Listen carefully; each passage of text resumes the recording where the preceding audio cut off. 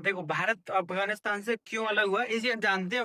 देखो अफगानिस्तान क्या था पहले, एक भारत का हिस्सा था, मान लो हिस्सा नहीं था, भारत से मिलता जुलता था। तो जब अफगानिस्तान इधर है, मान लो अफगानिस्तान और भारत में जो पहले ब्रिटिश भारत है, ब्रिटिश भारत का मतलब कि अंग्रेजों वाला, अंग्रेजों को गुलाम जो भारत था, ब्रिटिश इंडिया था। तो ब्रिटिश इंडिया और अफगानिस्तान के बीच में क्या हुआ, लड़ाई हुई। लड़ाई हुई मतलब क्यों लड़ाई हुई, क्योंकि वो अंग्रेज अफगानिस्तान को अपने अंडर में करना चाहते थे।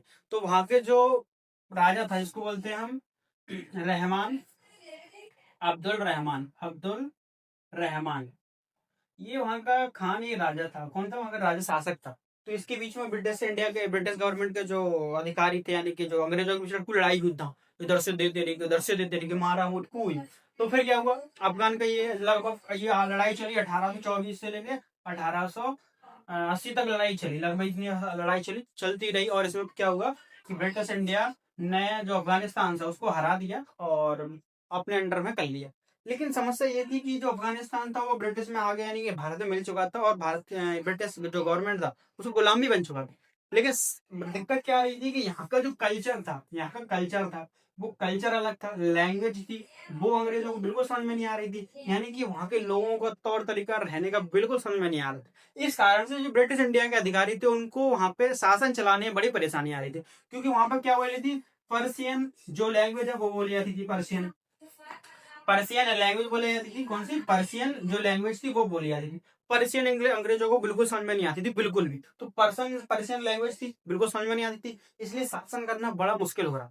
तो फिर ब्रिटिश इंडिया ने क्या किया, ब्रिटिश इंडिया जो अंग्रेज थे उन्होंने अफगानिस्तान को अलग कर दिया और एक लाइन खींच दी, कौन सी, डूरंड लाइन। कौन सी, डूरंड लाइन जो खींच दी, डूरंड रेखा बोलते हैं, डूरंड लाइन या रेखा, ये खींच दी कहाँ। अब जो इंडिया, मान लीजिए इंडिया है, इंडिया के और अफगानिस्तान के बीच में से एक लाइन है जो बॉर्डर है, मतलब यहाँ से डिसाइड होगा कि वो इस वाला हिस्सा अफगानिस्तान का, इस वाला हिस्सा ये इंडिया का है। तो ये डिसाइड किसने डिसाइड कर दिया, ब्रिटिश इंडिया ने। अफगानिस्तान के और भारत के बीच में एक लाइन खींची, डूरंड रेखा। तो इसलिए इस रेखा से आज भी भारत और अफगानिस्तान का बॉर्डर अलग होता है, किससे, डूरंड रेखा से। तो पता चल जाता है क्यों। और यहाँ पे जो राजा थे वो रहमान अब्दुल खान, इनके बीच में युद्ध चलाते ब्रिटिश इंडिया के। इस कारण से जो अफगानिस्तान जो भारत से 1892 में, सॉरी 1893 में पूरा आजाद हो गया। 1893 में अफगानिस्तान अलग हो गया और तब से अफगानिस्तान भारत का हिस्सा नहीं है। लेकिन कुछ लोग मानते हैं कि अफगानिस्तान पहले भारत का था, लेकिन शुरू से ही भारत का अफगानिस्तान कभी था ही नहीं। बस इतना था, क्योंकि मोस्टली जो व्यापार था वो अफगानिस्तान से,